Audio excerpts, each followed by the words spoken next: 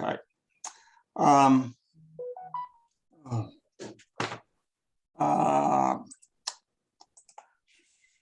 to share my screen.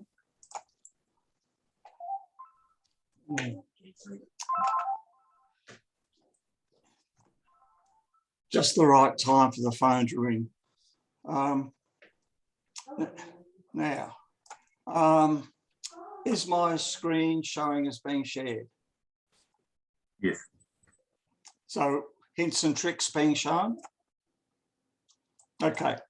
So this is the just an initial short overview. What I'm going to be talking about is extracting the best light curve off a video and so that you can apply the measurement tools to the best effect. If you've got a really good light curve extracted from your video, then you can get a really good analysis. If your light curve that you extract from the video is crap, then you'll finish up with a crap analysis. And it's a matter of trying to get the best results. Now, just a quick overview. Light comes from the asteroid, or the star of the asteroid, hits the atmosphere, which you get turbulence, scattering, absorption from cloud, mist and dust, and scattered light. In your telescope, you've got effects such as coma, which is variable across the field, scattering from the optics. Then in detector, you have CCD noise, readout noise, amplifier noise, scintillation, nonlinearity, and saturation starts coming into there. And then when you pass it through your thing to shove it in your computer, that device will add noise to go from your composite video to the digital. Maybe you skip that with digital cameras. In terms of the measurement, the main objective is actually to extract a light curve from the recorded AVI in a manner that minimises the effects of B to E. And once you've done that, you can interpret that light curve to identify the events. Now, what I'm going to do is to give a demo about the tools in Tangra that assist that first step of trying to extract the best light curve from the recorded AVI. Now, to that extent, we've seen with PyMovie one approach to doing that using the variable aperture, which is a good and relatively new technique. It's been around for a while, but there are a whole heap of other techniques for measuring videos or obtaining photometric measurements.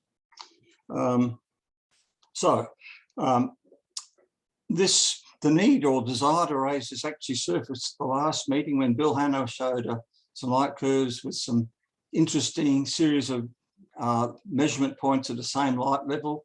I had another person contact me during the week. He'd seen similar things.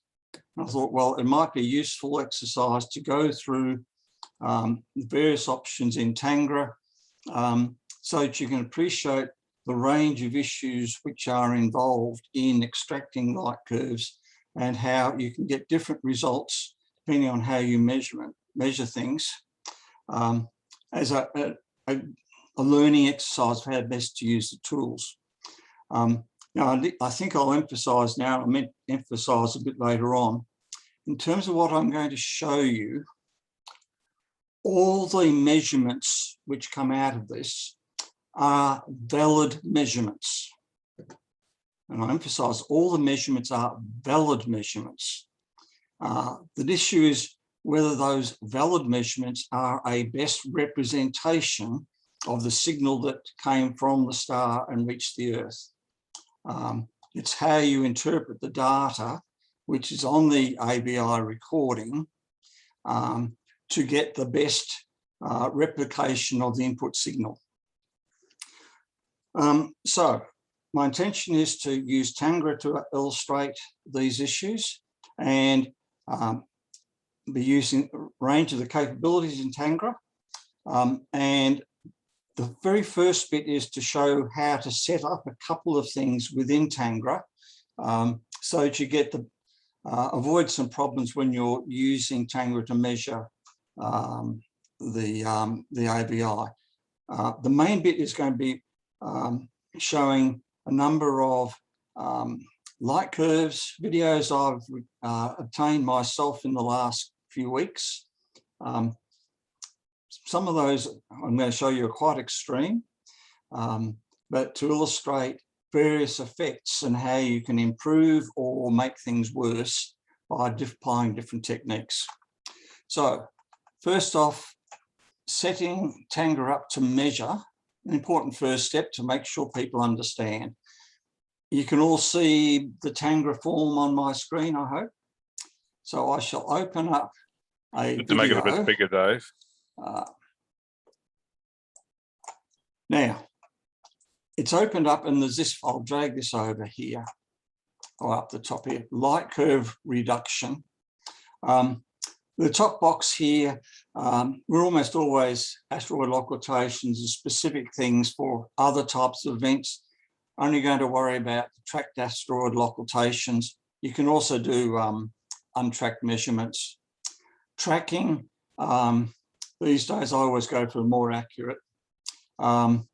Full disappearance, I always have that marked because my assumption, and Risto, you can nod or shake your head when I make things which are wrong.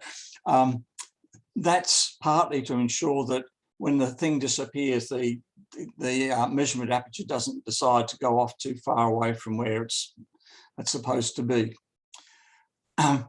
That's fairly straightforward. In here, there's also reduction settings, which I won't say anything about this at the moment. It's got reduction methods, filters, and backgrounds in there. Anyway, skip that. I'll accept that. Now, here's a field from this screen, from this video. Down the bottom here, display mode. I've got this plotted as inverted. Click that. That's sort of white stars on a black background. And invert that. You got black stars on white background. Personally, I find that much easier to see faint objects when it's dark on white rather than white on dark. Now I've got to keep my notes. Now, this star here happens to be the target star. I'll click on that. And there's the image there. You can see the light distribution. You can see the background pixels there. That green square indicates that that pixel is saturated. Now, the next step, add object, and comes up with this form. Couple of things to emphasize here. You've got there a plot of the measurement aperture there, and also I think that's the set background aperture there. And this is the point spread function plot of the star, and you can see the curve just goes off the top. It's slightly saturated. That level of saturation is irrelevant. Don't have to worry about that. The most important thing on this form is for your target star is click fixed relative to guiding stars. And Risto, I know you've been reluctant to change this to an automatic thing, but you always need to do that so that you don't have problems with the measurement aperture wandering off during the measurement. The other thing I'll point out here is most people, the first object they add is the occulted star, and it defaults at that, but you can put them in a different order by selecting the object as a comparison or guiding star or just a comparison star. Main point here, have that one click there and keep an eye on those things. Also, when you see that, have a look for whether there's any stars floating around in that background, and I'll come back to that. So the next thing, I've got that as I'll add that.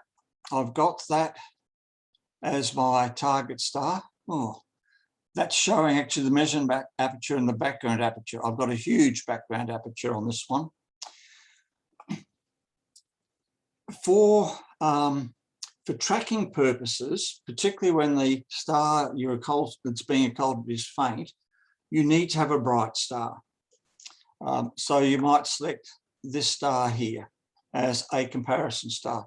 You can see a different shape of the star there. The atmospheric disturbance isn't necessarily the same across the field. Add that object, and that's added there. If you were saying that was the target star there, I'll select that there. You can see it's very faint there. If you're trying to measure that star, it becomes very critical that that first setting of fixed relative to the guide stars is set for an object like that, because Tangra has potential problems, as will almost any software, of tracking that star during variable conditions. Anyway, I'm not going to set that. I'll just select another one here. Can I just add something, Dave?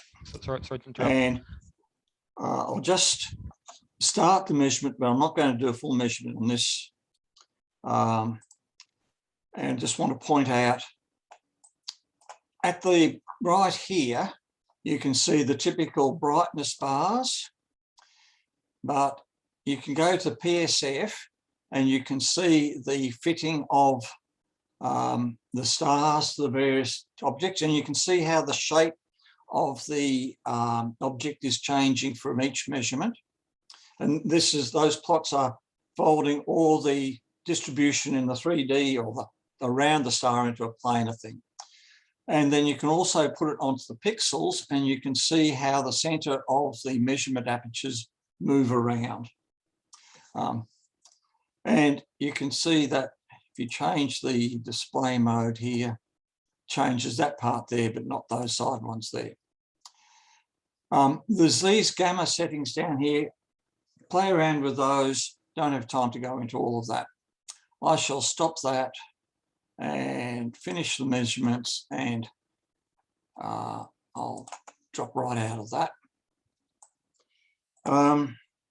So main thing out of that, most key thing for me is make sure you set the fixed relative to other star options. That is Can I very just important. mention something in regards to this? Can't hear you, Risto. You cannot hear me? Oh, oops, I'll put this on. Start again, Risto. Yeah, sorry. Can I just mention something in regards to the fixed aperture? So this works really well, but in order for this to work, this means that the other stars in the field need to be bright. So if none of the stars in the field of view are bright, then using the fixed aperture is not going to do much, because in order for Tangra to know where this setting means don't try to locate the star, just always place the aperture exactly where it is relative to the other stars, but the other stars needs to be reliably identified. And this means that you need at least one, and ideally two bright stars. Yep. The other thing I should mention there is one of the issues with the comparison stars, we'll see later on, is when you come to normalization, when you've got a range of effects. Tangra can allow up to 3 comparison stars. My recommendation is that you always select the 3 comparison stars. And the selection basis should be, firstly, as Risto said, you need to have a bright star for the tracking.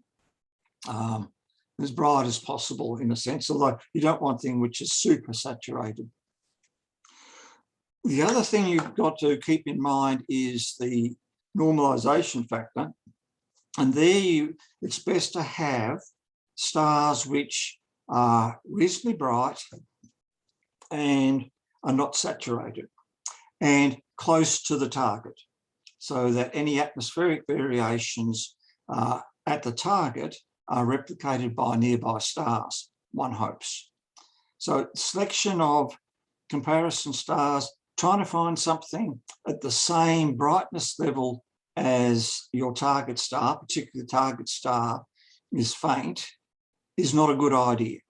Go for stars which have got a fairly good brightness, as distinct from stars which are faint and similar to the star you're measuring. It's got to do with how you do the divisions in normalization. Now, let's get into some fun. Now, the aim of measurement is to try to replicate as best as possible the signal that is reaching the Earth from the star. You've got all the atmosphere and all the other crap that's interfering with it. What is the characteristic of the star, the light curve that we're receiving? Well, the basic characteristic is you've got a constant light level before and afterwards of the same light intensity. During an occultation, you've got a constant light level. And you've got, subject to stellar diameter and various other effects, it's a sudden change between full brightness and the occulted brightness. If your light curve is not horizontal, then you've got some atmospherics or other effects going on. If it's all wavy, well, it's atmospherics, all sorts of things going on. Remember what the original source signal is like, and the objective is to try to get out of your video recording a signal which best replicates what you think is the source signal by trying to remove everything else in between. Now, as I said before, I need to emphasize this again, the various measurement techniques I'm going to show, they are all valid techniques, all valid measurements. It's whether or not they've done the necessary corrections to get you the best replication of the source signal. So I'm going to open up my first light curve, which is ageless, this one here.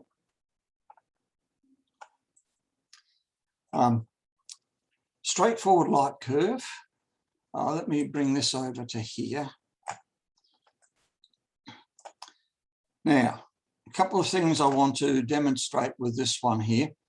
Firstly, as you can see on the screen plot here, and this is a point that Bob mentioned during Tony's talk about how you can see there that the background light distribution varies quite a bit across the field.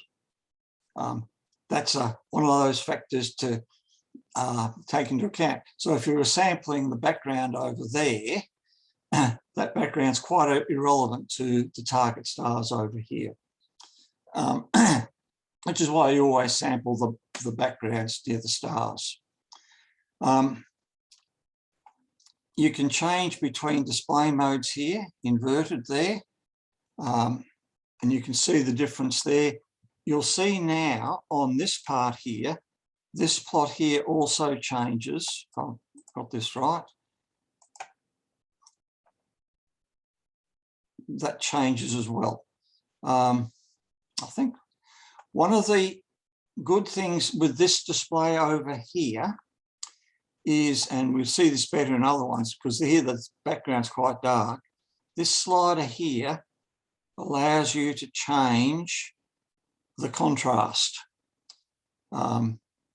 Now, let's put this into inverted. And here, you see, this is black on white. That's really, it's a fair amount of background light, and you increase the contrast, you can see how the background light's going up. We'll come back to that a bit later on, something else. Now, looking at this plot, it's a messy plot. You can change the scale of this plot to expand it out to see more in it by pressing these buttons here. I would assume most people are familiar with this, and you've got the slide a bit down the bottom where you can slide that around. That's all straightforward. But as you can see here, it's an integrated video.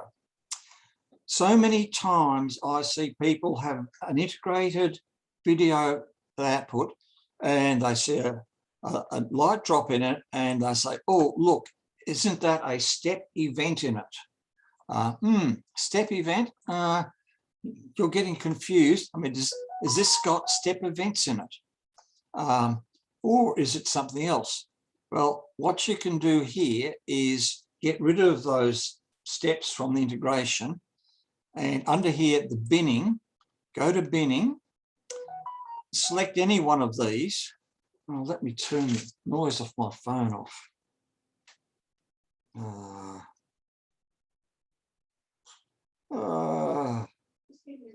I'll give my wife the phone. I'm new to these smartphones. Now, you can select any one of those and then just do detect. And Tangra will look at the light curve and it will figure out, hey, this is an 8-frame integration, which it was.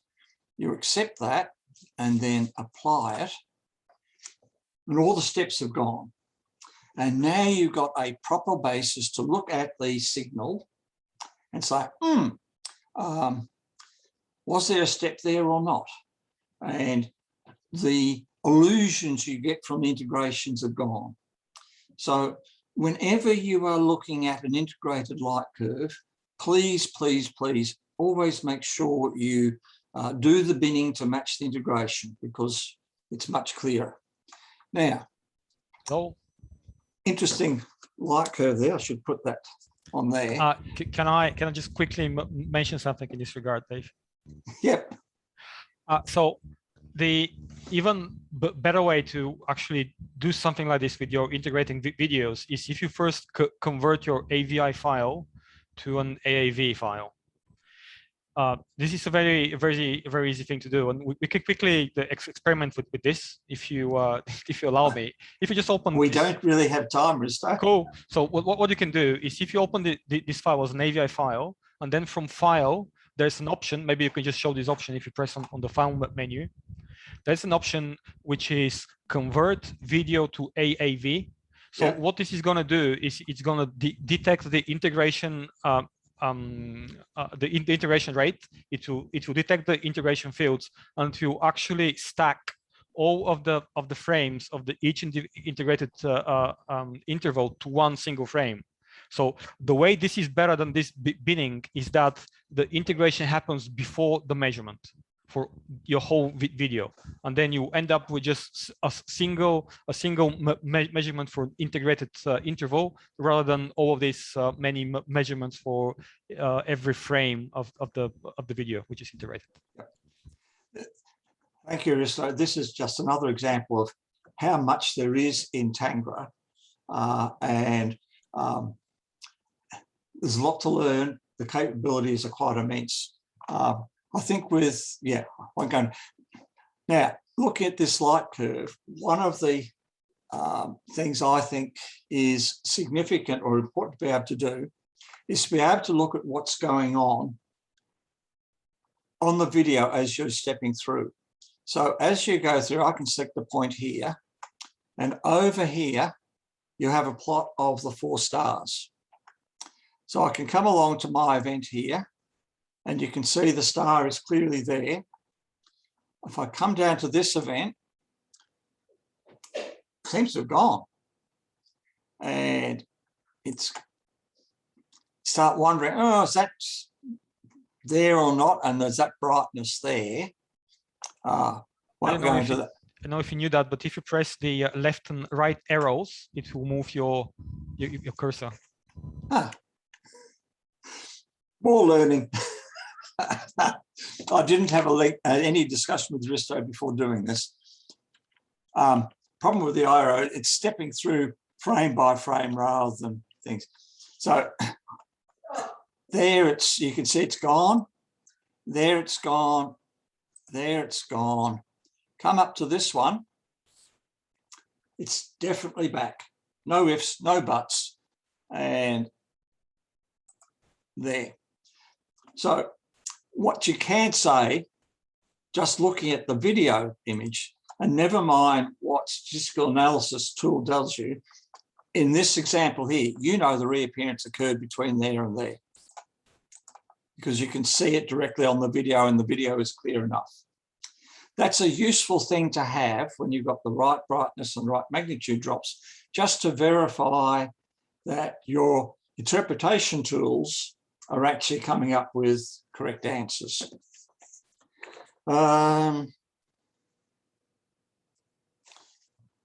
Now,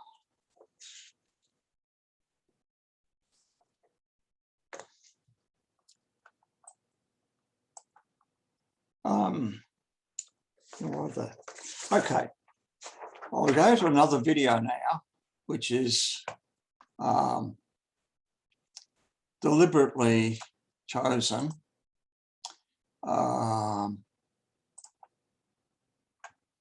Oops, that's not what I want to do. Recent light curves.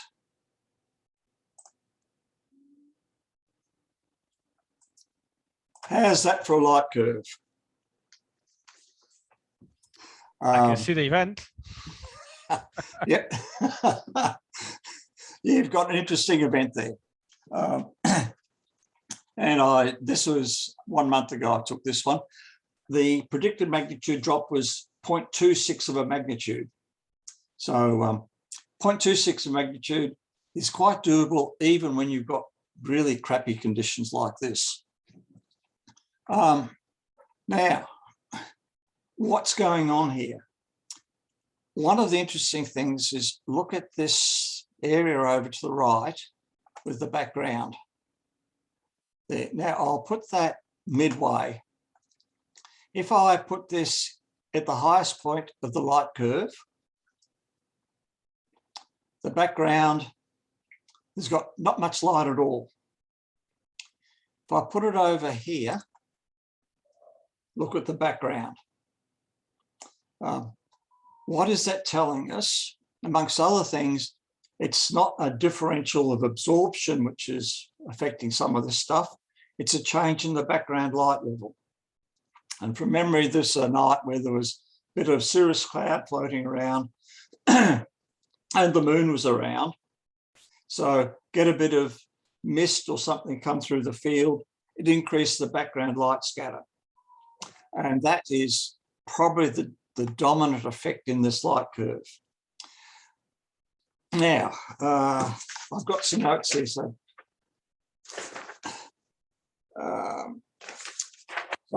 let's first off do the binning exercise, because this was a 2-frame binning. It will Tangra itself accept it. So just get rid of the binning effects, and that's a cleaned up light curve. Now, when you've got a light curve like this, what do you do to correct it? How do you make it look like a more horizontal line with a drop in it? Well, you can use your comparison stars as a measure of the what's going on the basis of what's happening to one star should be happening in a similar manner to an adjacent star. Now I'll just swap this over. So we've got comparison, right colours here. So the yellow star is closest to that, but it's somewhat fainter. So what happens if we use the yellow light curve to smooth this out? And actually, if you have a close look at those light curves, because I'm going to, for clarity, exclude the green one, so you can see what's going on. So this normalization, I'll start off by normalizing with object 2, and you get that light curve. Looks pretty messy to me. It's sort of horizontal, but it's got all sorts of bumps in there. Is that the end of it? Do you just say, well, all right, I've normalized at 1 star, that's all I should try? Well, let's try the pink star.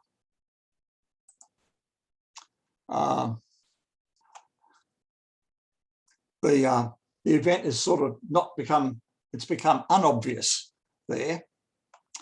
And that's the star there. Well, let's try the green star which is actually a bit brighter than that one. So we use that one. And all sorts of things there, but the start and the end of the events have come fairly clear. Which is indicating, well, that's a nice form of normalization to do. But I'll come back to that. I'll go to no normalization, and that's there. Now, this is measured with aperture photometry. Basis of aperture photometry, take this circle over here, I'll drop this down a bit so you have a measurement aperture and you measure the light, the level, the signal level in each of the pixels in there, and you have a background aperture. You add up all the light levels in there and you subtract in a proportional way the light levels from the light levels in there to give you the signal. And the theory is that by doing that, you get a more accurate representation of the brightness of the star.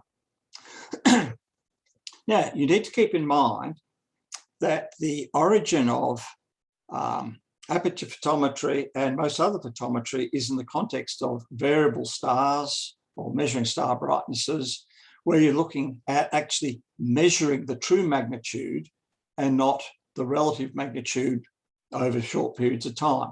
And a typical CCD image of a star field, well, my wife Margaret, she's done variable stars. She'll be typically exposing for about a minute or 2 minutes, and a lot of the variations get smoothed out. With this one, we have an option down here.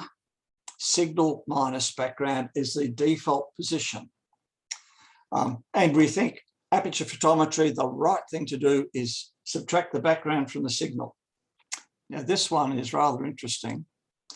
I hope I've got it. What happens if I plot signal only?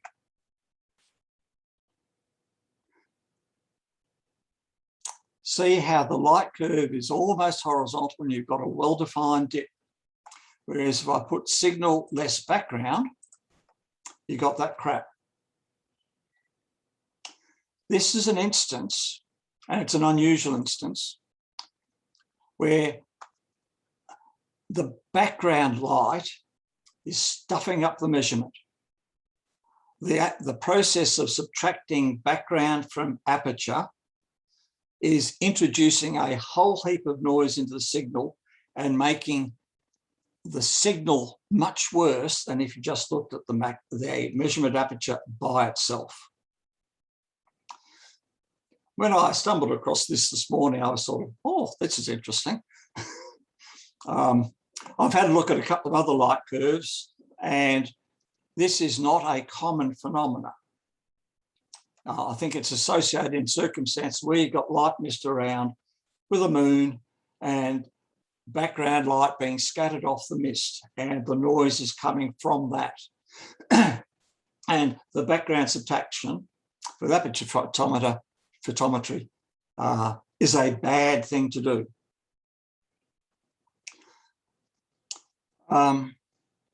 Now, let's go back to the normal signal background. This is a normal measurement with aperture photometry. I'll sit that down. Now, one of the very nice things about Tangra is when you do the initial measurement, Tangra actually stores in memory and it writes to file all the pixel values within the square around each object. This means that subsequently you've got all the detail you need around each object to make new measurements. And you can send that file to other people and they can reanalyze it too. And they're actually remeasuring, reinterpreting your raw video without you having to transfer the whole video. So instead of having a video of, say, 500 megabytes, You could have a .lc file, which might be 1 megabyte, the type of thing you just attach to an email. And this is held in memory, and you can reanalyze those measurement fields with different measurement tools. I'll just show you what some of these are. Now, the aperture measurement, well, to do the remeasurements, you go into Data, Quick Reprocess. This screen shows a range of things. I'm not going to go into the detail of that because we don't have enough time. You have 3 types of photometry you can access. You can apply filters, low pass or high pass filter, and I haven't played around much with this. As I say, there's a lot to be learnt within Tangra. And would you believe there's 5 ways of dealing with the background? Now, I think this was measured with average background. I'll try measuring this with a medium background, which will not make much difference. And I'll just click OK. And that's remeasured, reinterpreted the whole video, and it's got a slightly different light curve coming out of it. You saw how everything shifted. It's a completely fresh measurement, and the relative positions of data is different, and potentially, particularly if you apply, well, any analysis of it, you could potentially come up with different results. Although when you look at this one here, the transitions between one and the other are nice and clear. So you'd expect the actual event times to be quite clear, except for this bit over here. I might expand this up a bit just to illustrate this a bit better. You can see here that at the disappearance side of this thing, we have this interesting drop here. What's going on there? Now, we can do another quick reprocess. It is really easy to do these reprocesses. Let me try, I'll try PSF photometry. Now, PSF photometry is about fitting this, I'll call it a Gaussian curve, to the light distribution of from the star in the aperture. And you're trying to measure the properties of the star from the shape of that light curve. Now, this is different from a simple measurement or adding the heights of the measurements in each pixel. It's actually trying to fit a curve to them. And in this process, the background basically becomes irrelevant. It's fitting to the light curve that you see there, and it's not a subtraction process. An important thing to remember with PSF photometry is that you've got to have sufficient light to be able to generate that curve. So PSF photometry is not suitable for very faint objects. You've got to have a bright object, a reasonably bright object. It doesn't have to be super bright, but nice and clear, well-defined object.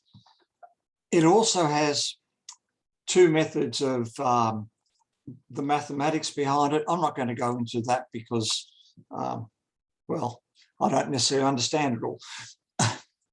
Let's see what happens if we do PSF photometry of it. Hasn't improved it much at all. Actually, it's made it worse. You can't really see the end of the event over there. It's still a valid measurement, but it's not reproducing what we're expecting. So I'll do another quick reprocess. There's another thing here called optimal extraction photometry.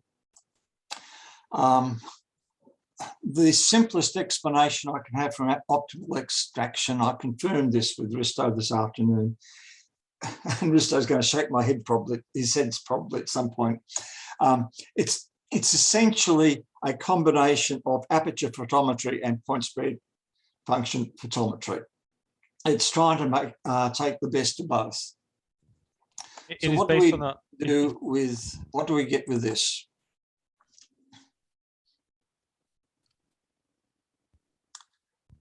Now that's a bit clearer. The noise signal seems to, the noise scatter has gone away to a fair bit. It's much reduced overall noise.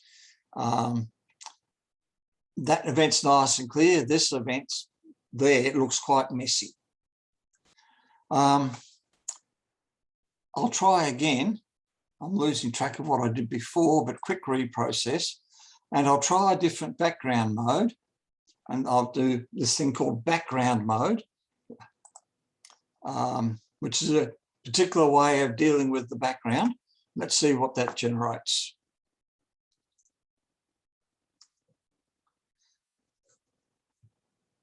That looks rather cleaner. That through there's nice and flat. The rise there is a bit sharper, but you still got this dip here. These are unnormalized signals. Now, remember when I did the normalization process before, the green star gave the best improvement. Keep an eye on that bit there while I normalize against the green star. It's gone, more or less. Now, I'm going to have trouble finding, there's data. What have I done with a quick reprocess? Background mode, optimal extraction. I'll go back to aperture photometry with background mode. And this is probably the best result out of this. You got a very clean reappearance, a clean disappearance, maybe some graduation. That step that we saw in some earlier ones is totally gone. And you've got a clean end at both, clean change at both ends. The light signal is constant all the way across. Now, the important thing I want to emphasize with this is this an illustration. You have a range of photometric techniques that are available. I'll emphasize again that they are all valid measurements. And you can throw in the variable aperture process as well. They are all valid measurements. But which one produces the best result in terms of best replicating the signal coming in, you've got to play around with where you've got a difficult situation. If you've got a straightforward, ordinary event, just bring it up first instance, the event's quite clear. We don't have to worry about any of this. But where you've got a difficult event, it pays to play around with the various measurement tools to see which arrangements actually provide you with the best result. All the results are correct, but they're not equally as good. And the circumstances will depend very much upon the conditions. This one is very much affected by the background noise being from scattered light rather than absorption or turbulence. So it's a matter of working through the tools to find the best one. Now, I'll bring up another video now. How am I going for time? I'll bring up another light curve. Oops, file, light curve.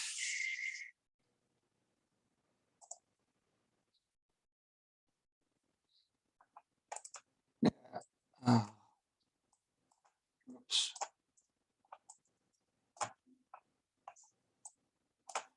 Now, this I'm just going to, here's the field down here, the target's there, star nearby, yellow, similar brightness, green star, similar brightness, green star's further away. What happens when we do,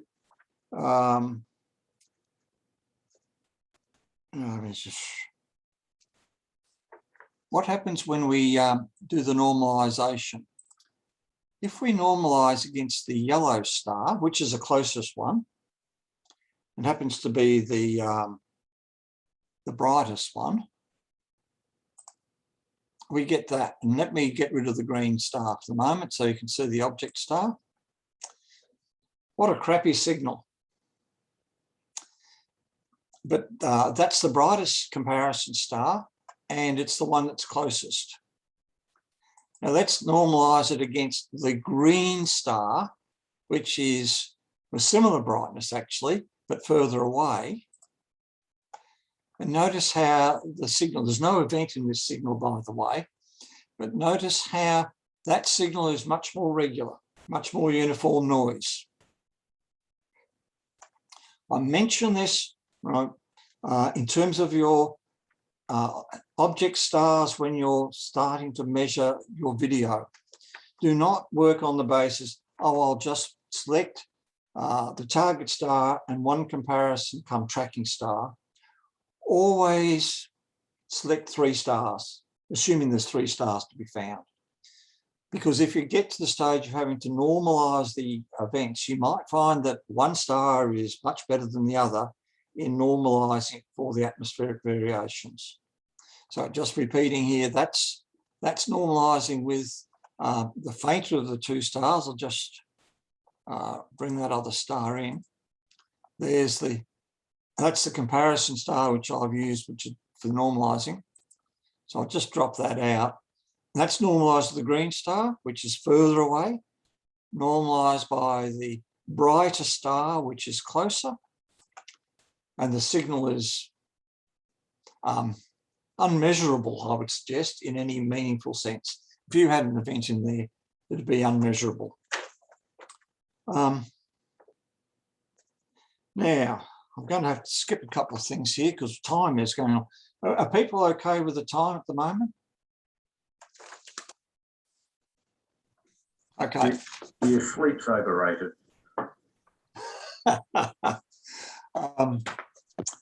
All right. Bill's given me permission to demonstrate his light curve that he showed last week. And it was Tunica. Now, let's get that out of the way down here. This is definitely an instance where the frame size is big because it's bigger camera, 16-bit and whatever. Black field, can you see the stars there? Very difficult. This is definitely an instance where I display it as the inverted. So you can see white background and you can see some stars. That's a target star there. Good luck if you can see it.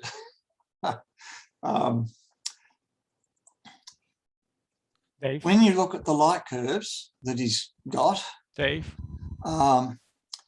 that's how they come up on the 4 apertures. Well, he's only got two comparison stars, so I've only got 2 apertures there. Now, Bill's camera is a 16-bit camera. The brightness here, it's had to be scaled to the 8-bit resolution, brightness resolution of a video monitor, so you don't necessarily see it all that well. But this is where this scale here becomes quite significant when you put it up the top, and I hope it's becoming more apparent in the screen. You can see some grayness in there. Maybe I'll try a different point along the light curve. It might be a bit.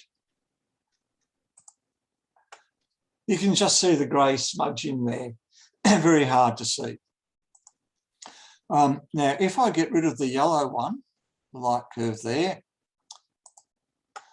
that gives you a better idea of the measurements that Bill got. And then I'll get rid of the green light curve so we can just look at Bill's light curve there. That is the subtracted, that's the aperture light with the background light subtracted. Now, one of the things we can look at here, this signal minus background, we can look at the signal only. Unfortunately, this is all scaled right here. You can see the signal only works out as about 370 3,000 units. And when we look at the background only, it's about 3,500 units. There is very, very little difference between the signal and the background. Now, when you subtract a background from the signal, you actually add the noise from the background to the noise from the signal. So by subtracting the background from the signal, you actually increase the signal noise, whether you like it or not. Usually that doesn't matter. Usually the signal is sufficiently strong that subtracting the background noise doesn't make any difference. But here, because they're so close together, the noise in the background aperture is very relevant to what you're seeing in your final once you do the subtracting. So if I do the subtraction, it's signal minus background, you finish up, this is very much expanded because now looking at the difference of 20,000 rather than the, was it, when I had them, that's up around 350,000 units. If it's signal minus background, it's down at 20,000 units. So it's 20 versus 350. You've got a subtraction between two large numbers to get a small number. And you get things like this area here with the sequence of dots fairly close together. Is that a real effect there? What's going on? Now, this measurement as it's displayed is, from my understanding, is what it would have been done with Bill's measurements. If I do a quick reprocess on this, I'll just do it as, well, I'll just change the background to the background mode. And the nature of this light curve is totally changed. Those series of dots over there have disappeared. When you see those types of dots, you need to play around. If you've got something suspicious in your light curve and you're saying, oh, is there something real there? Play around with some of these settings, because if it's real, you should see something about it in most of the options that you try. If it's present in one but not another, then chances are it's caused by not the starlight, but something else. The noise signals being varied.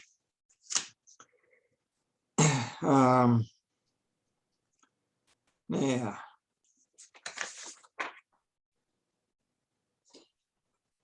So I'll move on from that one. And I'll open up a new recent light curves. This would be a fairly short one. Arius. This is one where I claim it was a single frame event. Dave Herald basically said bullshit. I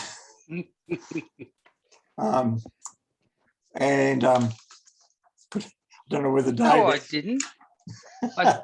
I said it didn't have a flat bottom, and when you look at the bin screen. Yeah, that's all right. Okay, first of all, it's there's several things to note from this. First of all, it's an integrated video, so let's bin it to get rid of the integration effects. So pick any one of these, detect the integration, 16 frame integration, accept that, and that's the light curve you get from there. One of the nice things you can do, as I showed before, you can step along here, watch the target star there. It's there. It's there. And you can see these two little faint stars there. Go to there. It's pretty much not there. those two stars are there pretty much the same as there. That's brighter than those two very close. And it's brighter than those two very close. Come to here. If it is there, it's fainter than those two, very close. And then you come to the frame afterwards, and it's back again brighter than those two. I'm not going to go into any debates about whether or not it's a real event. But this is a useful ability with Tangra to be able to step through your event and just see what is actually going on your video file. Now, the other thing I want to draw attention to here is these measurement apertures here. There's a measurement aperture, and then you've got two stars there. Now, Bristow mentioned earlier in this session, or I think it might have been with Tony, that Tangra automatically deals with background stars in the measurement aperture. Yes, this is correct. So I forgot the details now, that they're all in the source code. That there's something which, so I expect the background to be uniform, which means that I do a fitting on the, if you choose median or average or whatever, and find the distributions and find the 1 sigma noise of the average background, and everything which is above, I think, 6 sigmas away is removed from the background calculation. This is something which is done automatically. Right. Now, there's another approach, and it's standard in photometry, is you adjust your apertures so that you have your measurement aperture there, and you have a background aperture as an annulus just outside those two stars. And that avoids the problem. Margaret does that all the time with her variable star astrometry. And I'll come to another example that I hope. Yes.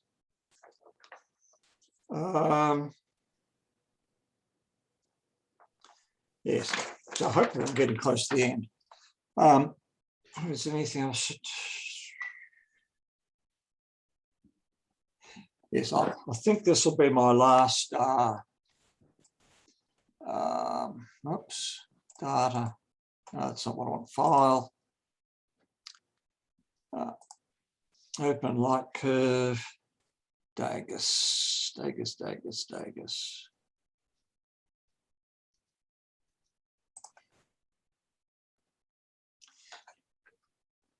Now,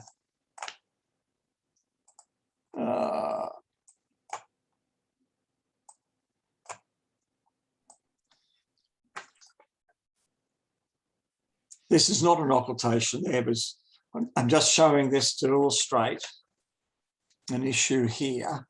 And I'm not sure, Risto, when you're looking at this target star there, how your code would go for dealing with background objects in that type of situation, because you've got lots of brightness close to the target star. Yeah, so the thing which I mentioned about removing bright objects from the background only applies to the background. So the aperture which measures the object itself should be really small enough to not include anything else. Yeah.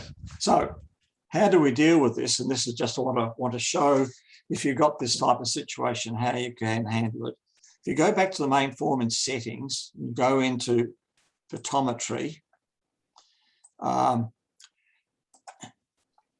one of the things you can do is for the, geez, I've got to make sure I've got this. That's, I'll make the signal, the background aperture is say 1.3 times the signal aperture. So I'm going to create an annulus here. And because I've got lots of stars there, I'm going to actually reduce the background annulus to only 100 stars. And if we then, now this is Can we see what's happened here? Now, I've changed the brightness contrast of here. You can see over here, hopefully you can see it on there. You've got a measurement aperture there, which is still rather large, but then you've got an annulus around here, which is going to be your background aperture. Now, in this type of situation, and it can be difficult, what you do is play around with these settings. And I actually finished up, there's one here where you can change the aperture, signal aperture to a size in pixels. I'm not sure how all this works in practice. I think you might have some sort of limit on how small you can make the pixels, actually, Risto. It's possible. I forgot now. You forgot? Let's go back to aperture. I think you can only go down to about 0.8 of full width. There's a limit to how much Risto allows you to make it smaller. And I think that's a bit smaller. And you can play around. I just want to emphasize what you can do here, and looking at here, you can see the various apertures. Where you've got a very crowded field, you can play around with the size of your measurement aperture and your background aperture to try to avoid background stars. There's one more thing I want to mention, Dave. So if you try to reprocess, just to quick reprocess this video, you can adjust those apertures from there as well, just for a measurement. And I think it should be plotting it so you can see it as well visually. But I may be wrong. So if you 6.5 pixels, no, it is not plotting it. But okay. This one, what's this one do? That's the background. Yeah. So first one is your. And it's not allowing you to set the background as an annulus. No. If you reprocess it, then the right side will be updated. If you click OK, then the circles will change. Yep. It uses that new measurement apertures to reprocess the video. Can you just click somewhere else in the light curve? I'm not sure when it updates. Did it change? No. Maybe not.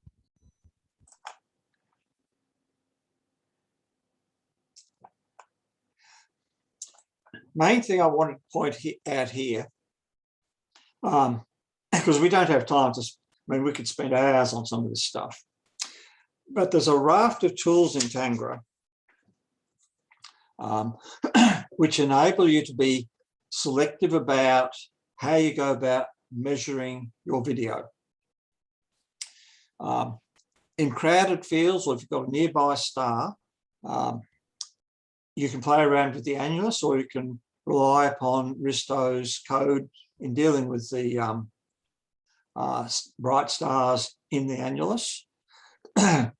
You've got different photometric techniques, methods of interpreting the brightness distribution of the pixels on the video to try to make the best sense of what's happened in the starlight. And when you have a difficult video and you try to get the best signal, play around with these options to find the one that gives you the signal which is most horizontal and clearest. And Dave, can I show something? If you go back to the 16-bit video, I just feel that there's something which maybe you guys don't know, which I think you will like. I'm sure there's you know, that's not opening the wrong thing. You know, bear with me a second. Will be on the top, on the second top. That's it. Yes. So if you go to the Tangra main form and click on the display mode, you can move the light curve so it's better visible. You can just move it away. Yeah. So if you now go display mode, and Yep. there's one setting which is called custom dynamic range. Yep. So this is the type of thing you would usually gonna do with the 16-bit video. And I see that there's some sort of an issue here. Can you go linear rather than logarithmic? See, there's two buttons. No, Yeah. interesting. Can you now drag the lower blue thing all the way to the beginning? Drop it somewhere there. Well, not that much, just a little bit. Is this really a 16-bit video? Because from what it looks like, based on what I see there, this is video which is tagged as being 16-bit, but actually the pixels are only 8-bit. I'm not sure how this was recorded. It says it's fit 16, but based on these distributions, it seems that even that it allows for 16 bits, the pixels are only 8-bit. But usually in other cases, you'll be able here to drag the left and the right one and make the stars visible in a better way. Bill, you can The comment on videos that. from the QHY camera are 12-bit videos put into a 16-bit Word. I think that there may be some issues with the saving this video to so this may be a bug in SharpCap, but it looks to me. So if you can send me one of those FITS files, I can look at it. But it looks to me, based on what I see here, that this is a 16-bit FITS file, but actually the pixels are only 8-bit.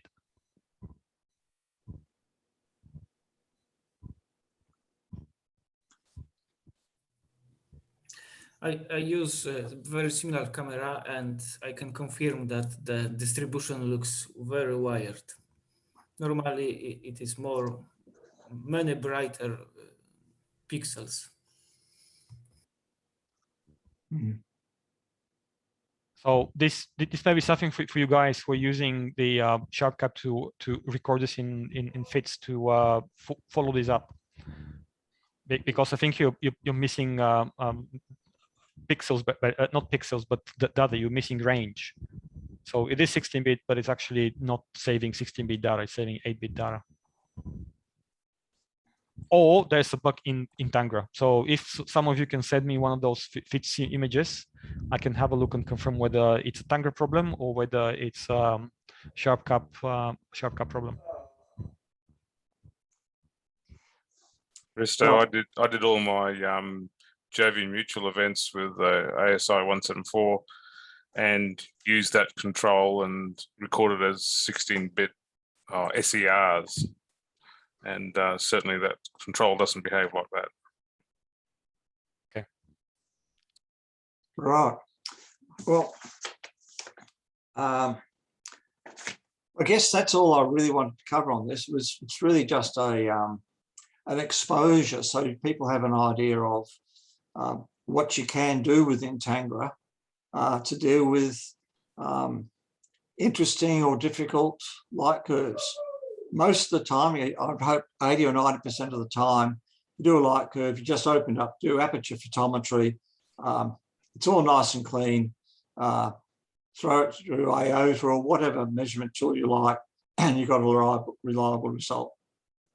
But if you have a light curve which is substandard, it's got all sorts of other effects in it.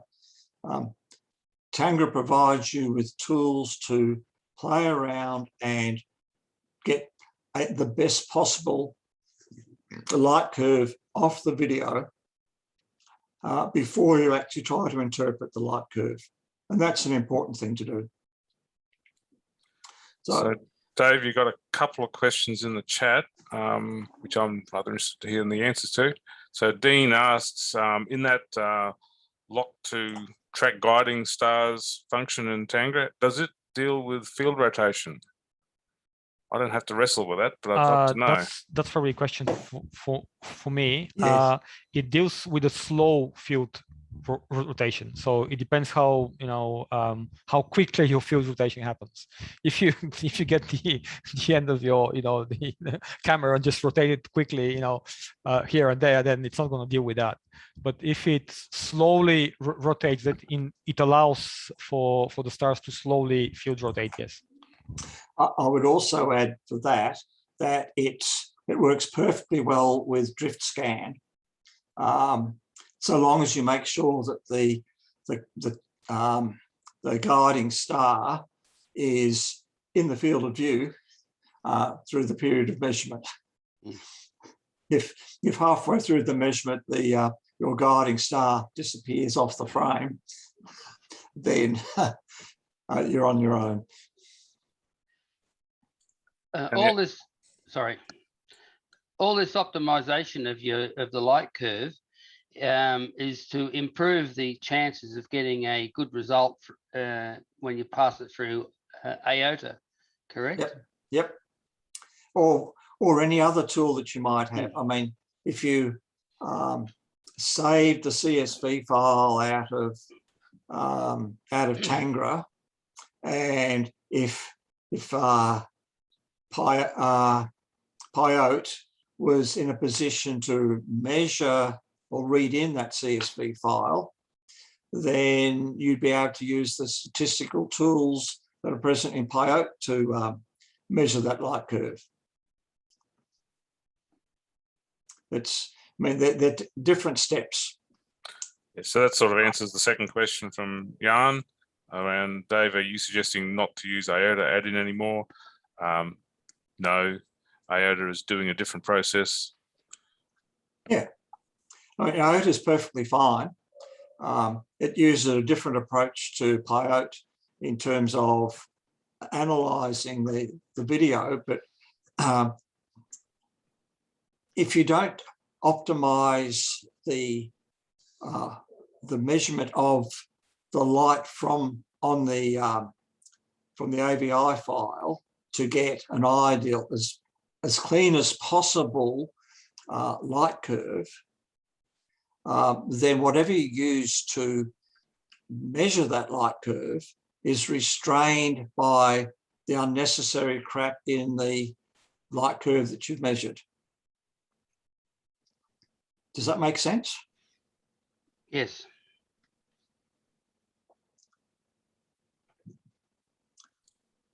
Okay, conscious of the time.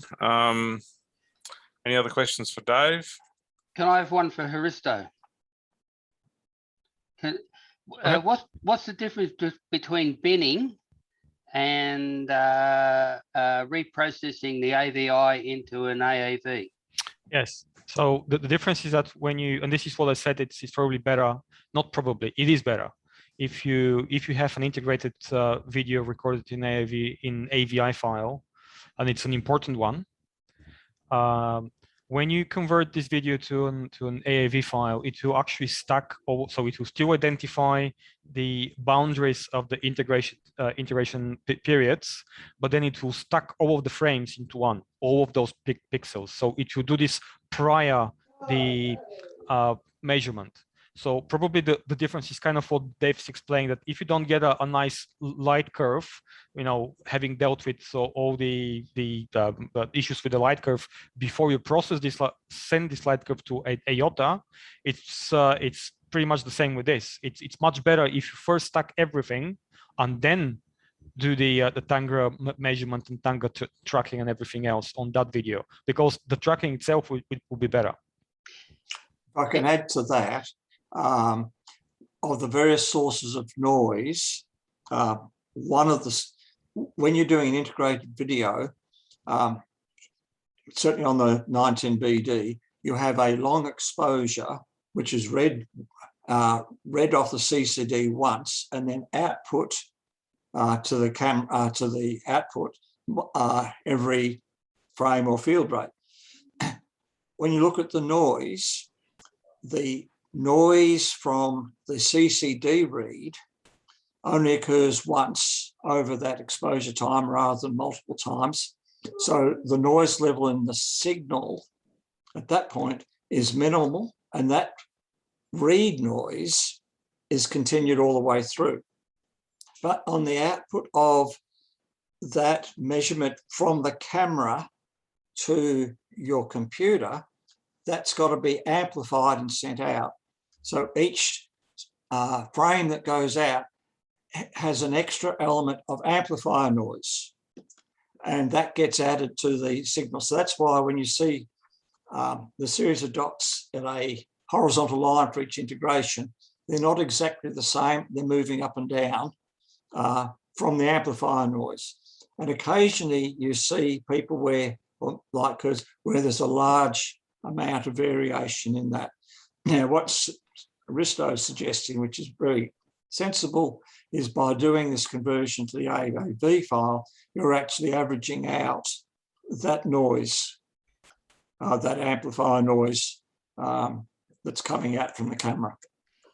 And just to mention one more thing on this in this regard. So for people who use OcuRec to record their videos directly in AAV, so this is what OcuRec does on the run, on the fly. And then one of the reasons why it's important. So one of the reasons why OcuRec may not recognize your integration period well is precisely because it's looking at those two separate noises, the readout noise from the CCD and the amplifier noise which is added after that, and it needs to recognize them to be able to tell where's the beginning and the end of the integration interval. So if you turn your gain down and you make your background be black or as black as you can, then this means that you're removing all of those noise. You're removing all this lower level information signal out of it. So your video may look better, but first of all, OcuRec is not going to be able to recognize your integration intervals, and second, you're actually excluding very important information from the video recording. So don't try to make your background black. The grayer, the better. So you should be able to see this noise, because if it's not visible to your eye, then this is not going to be visible to the measurement tools, and then there's signal, especially at the lower level of the faint stars, which is not going to be there, and events may be missed. If I have only received an LC file, can I reprocess those into an AAV version of the LC file? No. Oh. Not right now. That's disappointing, Aristo. Well, it is disappointing, Dave. I agree with you. It is very disappointing. And can I just put in another plug to a reason to go to AAV? My capture device is a Belkin, and it almost always gets the field order wrong. And it creates interesting transitions between integrations if you just run it through Tangra as it is. Everything's got a couple of in-between layers, and then you go to the next integration. Convert to AAV is the only way to do it cleanly. Okay. Just a question: is this because you're using the what do they call this? The interlaced defects correction? Not that I'm aware of. Okay. It doesn't always do it, and consequently, I can't use OcuRec. OcuRec's completely inoperable for me because it can't do the field flip on the fly. Yeah. So if your video capturing device is messing up every now and then the fields, then yes, I understand why OcuRec is not going to be able to recognize your fields. Okay. After 7 o'clock. Hey, We can keep going. What's the problem? Yeah, I'm getting hungry. I'm hungry already too. expected to be on the dinner with the rest of the family. Apologize to the family for us. I did. all right. Okay. That sounds like it. Thank you. Yeah, thanks, guys. Okay. Good to see you all again.